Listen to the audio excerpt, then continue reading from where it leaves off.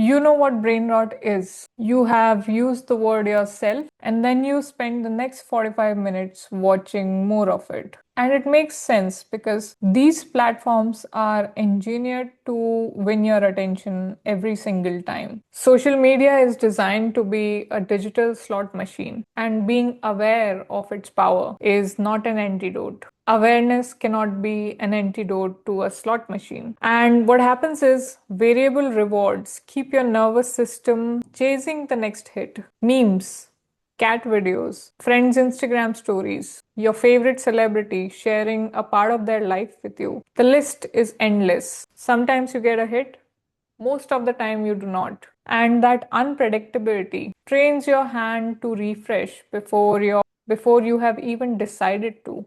Add tiredness, loneliness, stress, and the part of you that wants the soothing will pick easy dopamine over meaningful effort almost every single time. I caught myself the other week. I was writing, and mid sentence, I found myself refreshing a feed I had no reason to open at that moment. Like I was literally working on something. How did my mind even decide to open an app that had nothing to do with what I was doing in the moment? As I caught myself in the act, I realized I was not looking for anything. I was actually hunting for a feeling. What feeling? I don't even know. It was like the whole thing had happened on an autopilot mode. So here's the thing about brain rot content, the TikToks, the reels, the memes, the endless scroll. It's not just wasting your time, it is actively reshaping how your brain works. Every single platform that you open has been engineered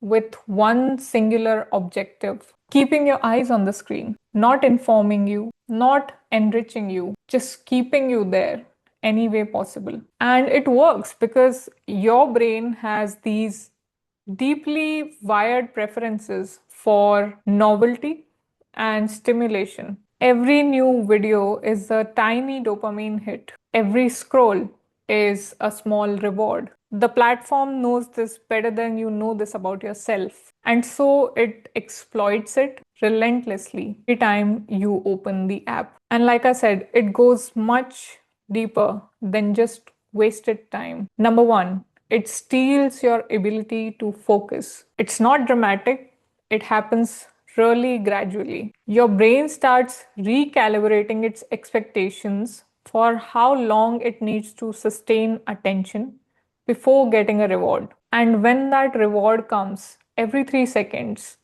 when every video is a fresh hit, your threshold for tolerating anything slower gets lower and lower until reading a page of a book feels unbearable, until a 10-minute conversation feels like an effort, until you can't sit through a YouTube video longer than 2 minutes without switching to another app. The second thing it steals is your tolerance for boredom. And this is super important because boredom is not the enemy. Boredom is actually where your brain does its most important work. It's where ideas form, where emotions get processed, where you hear yourself think. When you train yourself to fill every moment of boredom with stimulation, you lose access to all of that. And the third thing, and this is the one that genuinely lowers your quality of life in ways you might not connect back to this. It lowers your standards.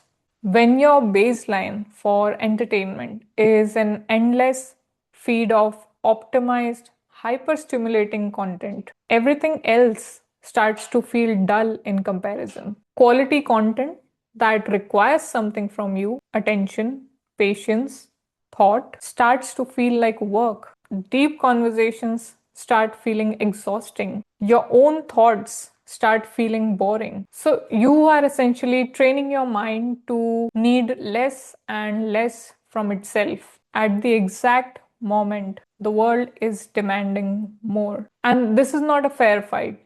Not unless you have built something on your side of the equation too. So what changes it's not more willpower or more shame. It is changing the terms of engagement. So, right now, social media is the one that is dictating the terms of your engagement with it. It's there at all times, ready with new and new forms of distractions to keep you engaged for the whole day if it can. And you are giving it that, whatever it's asking of you, without even realizing it.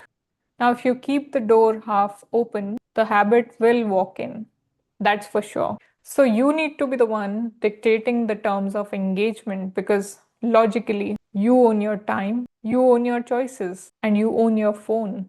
It doesn't own you, right? So, you need to take your role back and decide when and how you will engage with it every single time. If you make the first minute of the itch costly or inconvenient, the spell breaks. So, I want you to do this one exercise today to change the terms of your engagement with social media. I call it the 30-second rule. The next time you feel an urge to open a mindless app, don't fight it. Just delay it by 30 seconds. Set a timer, set a 30-second timer on your phone. Put your phone face down, get up and walk for those 30 seconds. That's it. That's the whole exercise. And the reason it works is really simple. It works because the urge to scroll has a lifespan. It peaks fast and then it drops just as fast if you don't feed it. Think of it like having to distract yourself from this distraction. And so when your impulse meets a resistance, even if it's just 30 seconds, it loses momentum and energy. Those 30 seconds create just enough friction between the impulse and the action that your conscious mind can catch up. After 30 seconds and a quick walk, two things happen. Either the urge passes on its own and you find yourself engaged in something else, or you choose to open the app consciously instead of automatically. Both are wins because one is freedom and the other is trained awareness and a conscious action. This closes the gap between knowing better and doing better. And so it's a rep of trained awareness. And the more reps you do throughout the day, the more control you gain over it, and the more of your mind comes back to you. If you want to start building your mind through daily mental fitness practice, join my email list below. That is where I share the tools, the frameworks, the exercises, everything about leveling up your mental fitness. And if this hit close to home, share it with someone who needs to watch it because they are probably watching Brainrot right now.